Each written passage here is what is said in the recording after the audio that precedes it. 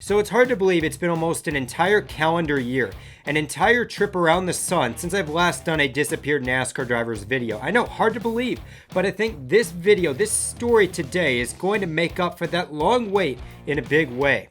A story of a driver that had the talent to make it to the NASCAR Cup Series. A story of a driver hit hard by a great recession that really hurt his chances. And lastly, the story of a driver that was getting controlled like a puppet as it seemed and really didn't have the full grip over where he was going as a NASCAR Cup Series driver. And that driver I'm talking about is Head-Caisse. As the New Hampshire native, in many ways he had the potential to break through.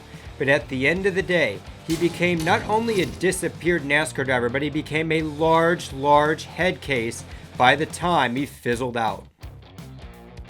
So starting off for the kid from Pelham, New Hampshire, he was out here making waves in go-karting, as in fact, he won 7 karting titles in 4 different divisions as a young kid, as he was making waves.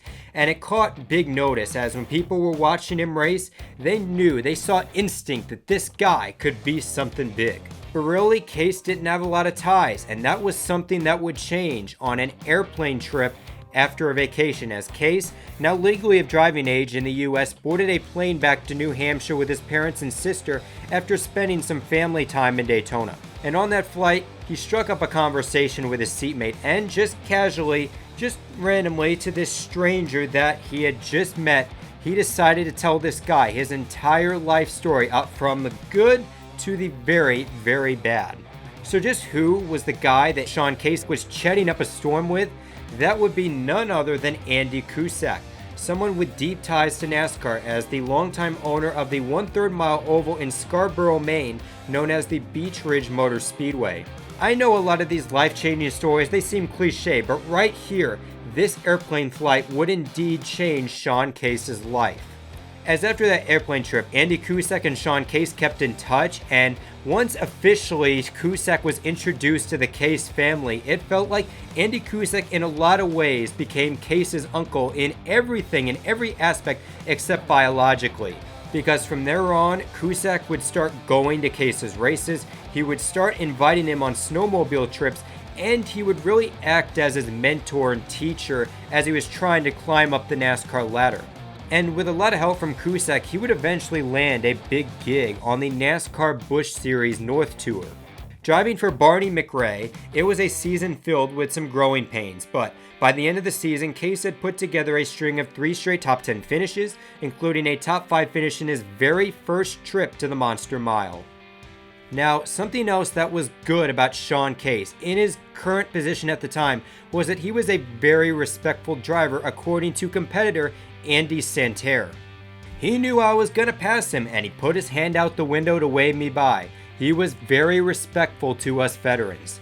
And as they always say, if you do something nice, there's a chance that person might do something nice back to you. And I know it sounds cliche, but for Head-Caisse, it ended up being a good reward, and he reaped some incredible fruits for his nice persona and etiquette on the track. Santerre would then start up a Busch Series East team based in Mooresville, North Carolina, and sign the generous kid from Pelham, New Hampshire. Meanwhile, Casella Water Systems would be the primary backer for these races. And once the season got underway in Greensville, South Carolina, Case was ready to show his talents behind the wheel. He won the first 2 races of the season en route to a breakout season. Case was so good in that season that his lap totals hit double digits in every single race except for the season finale at Lime Rock. But despite the dominance, the rear gear failure at Thompson and a wreck at Dover saw him lose the Drivers' Championship to Mike Olson. And speaking of the Monster Mile, another major milestone in Head-Caisse's racing career took place in that 2006 season, as he made his first ever NASCAR XFINITY Series, then known at the time the NASCAR Busch Series, start driving for NASCAR Cup Series superstar Kevin Harvick. It was one of his first big breaks in NASCAR, but at the end of the day, does Miles the Monster care or have a soft spot for these type of drivers? Of course not. This guy right here is an absolute beast, and he tears up race cars for sport. So it should be no surprise to anyone that he had Head-Caisse, a rookie, devoured up 10 laps into the race. So yeah, Miles the Monster was tough on him that day, but you figured he was going to be back. You knew he was going to be back, considering the talent this guy has and what he has shown up to date in his races in the Busch Series East and what he's been able to accomplish in his short stint in NASCAR. So after coming up short of championship glory, Sean Case, Andy Santerre, and the number 44 Casella Water Systems team, they were back and they wanted more. Wanting that spot on the championship stage and the trophy and the glory that comes with it. And for 2007, Case was fast. He won races. And in many cases, he was lights out dominant when he got the clean air. So dominant that I'm pretty confident by the time he took the checkered flag, the maintenance crew, they already had a lot of their stuff done. So pretty much they threw him the keys and said, hey, here, we're going to give you the keys. You make sure to lock up when you're done. Through the 13 races that season, in 8 of those, he was either the winner or the runner-up. So in theory, this should have led to the championship, but with Sean Case this season, he was once again very Jekyll Hyde. And in a championship that rewards consistency, he would watch rookie Joey Logano hoist the trophy Case so badly wanted. Still, even by coming up short, Sean Case was on the cusp of becoming a NASCAR superstar. And in fact, he was already living some of the NASCAR lifestyle by 1, moving to North Carolina, and number 2, meeting an attractive model that he would indeed make his girlfriend. But whether it was her or his parents, there was nobody, and I mean absolutely nobody, that Case trusted more, put his life into than Andy Cusack, as this was a guy right here that was spoiling Sean Case. He was giving him nice clothes, a car, a motorcycle, and a four-wheeler on top of all the earnings that Case got from his racing. The two just seemed to have that bond, a bond that in fact was so strong that in fact Sean Case put his full power to attorney into Andy Cusack, and in return, Andy Cusack, wants to benefit Sean Case, took out an insurance policy to better his racing career.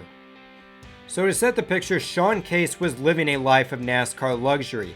He reaped a lot of the rewards while at the same time not making a lot of the crucial decisions that you have to make to climb the NASCAR ladder, as all of that was being done by Andy Cusack. He was the one pulling the strings to make his dream a reality.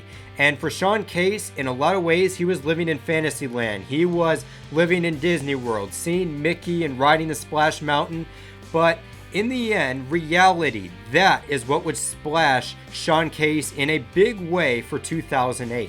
So of course, the Great Recession would hammer the US hard. With the NASCAR world being no exception, it did not have that protective bubble to shield it from the consequences. Now, there were some exceptions. There were many drivers that would scrape by. They didn't have a lot of the massive effects that others did. But for Sean Case, he would get hit like a lot of aspiring drivers at that time.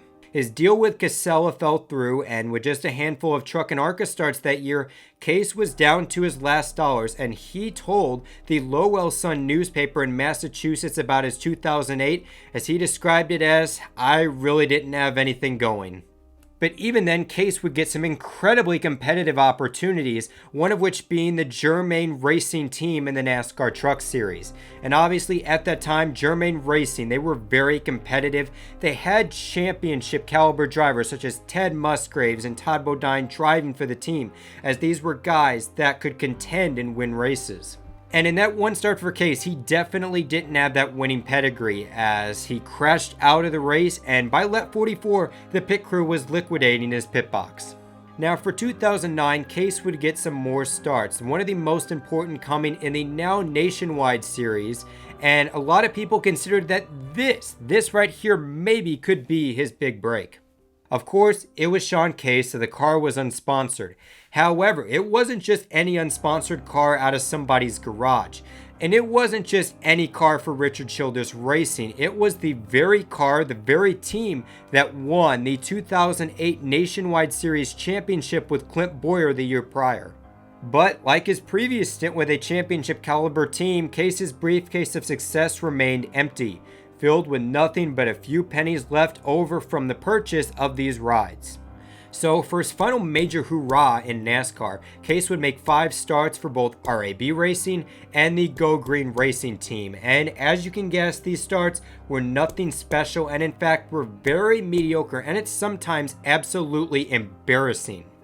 I actually got the great honor to attend his final top 3 NASCAR start at Gateway, as it was a race where he would start top 5, but he would slip throughout the race and then get involved in the demolition derby style wreck midway through the race. And as I was walking by the concessions, I could just see that number 39 getting towed off, and a lot of Sean Case's hopes and dreams at that time were getting towed away with it. Meanwhile, his final notable NASCAR moment ever was an embarrassing wreck in qualifying for the season-ending race at Homestead, and in that race, Sean Case would indeed fail to qualify. And at this point, optimism was slipping, as for once, a guy that was on par with Joey Logano, who was now a rookie in the NASCAR Cup Series, a winner in fact, it seemed like Sean Case was now having more dates with the Infield Care Center than Danica Patrick was at the time. And after that, he would only make one more NASCAR sanctioned start before he officially became a part of the Disappeared Drivers Club. Now, there are a lot of positive stories on this Disappeared Drivers series, as a lot of drivers, after this, they find other things in life, they have some positive things. And for Sean Case, he had those opportunities, as he had some of his things from his NASCAR life, as, of course, he had his attractive girlfriend, who is now his wife, and with her, they decided to have a child together, and they ended up having a daughter in late 2010. So he had some positive things in his life, but it seemed like when all of his NASCAR door closed, a lot of his hope and happiness closed with it. And as it would later unveil the ending of his NASCAR career, that was only the beginning of his misery, as his life would absolutely spiral out of control and he would become an absolute head case. After just 17 months, Case's marriage to Whitney Kay ended in divorce, with his former wife during the divorce alleging that Case abused painkillers, something he denied. Now, we don't know the full story to this situation, as there's only one thing certain in these type of deals, and that is that one person's telling the truth and the other person is trying to obtain some sort of self-benefit. Just maybe in this case it was the wife that added some needless drama, but regardless, the Case household was now officially a broken family, largely in part due to Case's self-conduct. However, it would get much worse with the unexpected passing of Case's father, James Case, in February of 2012. So with Sean Case's career and family life in absolute shambles, you'd think at the very least he'd still be grateful for Andy Cusack and he'd reward him in a big way. After all, this was the guy that helped him try to climb the NASCAR ladder and spoiled him rotten on many occasions. And through all that, Sean Case would end up impacting Andy Cusack in a big way by filing a police report against him. In September of 2013, Case and another man went to the Scarborough police to file a sexual assault charge against Mr. Cusack. But in the grand scheme of things, what Case ended up describing to the officer were merely strange habits of Mr. Cusack, such as sharing a hot tub and sleeping in the same bed with Sean Case. It wasn't really anything that could prove that he had sexually assaulted Sean Case, and therefore on that same day the officer dismissed the case. But even after that, Sean Case and Andy Cusack would remain in touch, with the first thing being that Andy Cusack would meet up with him with a document stating that the whole thing was made up, and actually Sean Case ended up putting his initials on it, however he did not actually sign the document. So obviously Case didn't sign it, so it wasn't valid, as Case was going to think about it over time. But over time, Case would become enraged with Andy Cusack, and it would boil over on one cold October night. At 4 a.m., he called Andy Cusack saying that he had been robbed and he had been beaten, and that he was right outside. So Andy Cusack got up, got his robe on, got outside, and there he would be absolutely beaten by Sean Case. So thanks in part to the help of Case's new girlfriend, Sean Case ended up getting Andy Cusack tied up to a chair with duct tape, and from there, he forced Cusack to sign over a $7,500 check. He ended up stealing cash from Cusack's safe. He signed a bill of sale for his brand new silver Corvette, and he made Cusack agree to send him $7,500 a month. And if Case didn't follow suit, he threatened to kill him in cold blood. But despite bringing him so much pain, Sean Case, he made sure to end on good terms with Andy Cusack, as he offered to give him a hug and even a handshake, even as Andy Cusack had a broken finger. So of course, after the incident, Sean Case and his girlfriend sped out of town. Andy Cusack filed a police report, and eventually Head-Caisse was arrested. However, nothing really materialized from what I found with the trial, as at one point Head-Caisse was facing up to 30 years in prison, but it's largely believed he got off scotch-free. And I'm sure the only positive thing in Head-Caisse's life right now is the very fact that he's a free man, considering all the stuff that transpired before and everything that caused his downward spiral. He lost his NASCAR Cup career. Once racing alongside Joey Logano, he's got to think a lot of weekends if he still watches NASCAR What If, because he, in a lot of ways, with his talent, could have been alongside Joey Logano racing for wins. He also lost his daughter, and in likelihood, he is never going to see her again unless Head-Caisse has a spiritual awakening, finds God, or decides to take up some volunteer work. But most importantly, I think the thing he lost the most throughout this whole thing is honestly himself. I find it incredible that Head-Caisse went from this kid from Pelham, New Hampshire that had an incredible racing etiquette to, in 5 to 10 years, a guy that's abusing painkillers and an absolute head case mentally and physically. Now, at the end of the day, do I pinpoint all of the blame on Head-Caisse? And honestly, I have to say no here, because I feel like Andy Cusack spoiled this kid rotten. I feel like he was a terrible role model for him to look up to, and in a lot of ways, I feel like Head-Caisse didn't have full control over his life. But in the end, you couple that, and then you couple Head-Caisse being an absolute, Head-Caisse being a lost kid, and you get Head-Caisse being one of the most intriguing disappeared NASCAR drivers I've ever done on this channel. So anyways, this is NRF signing out, and just remember, life's a beach and then you drive.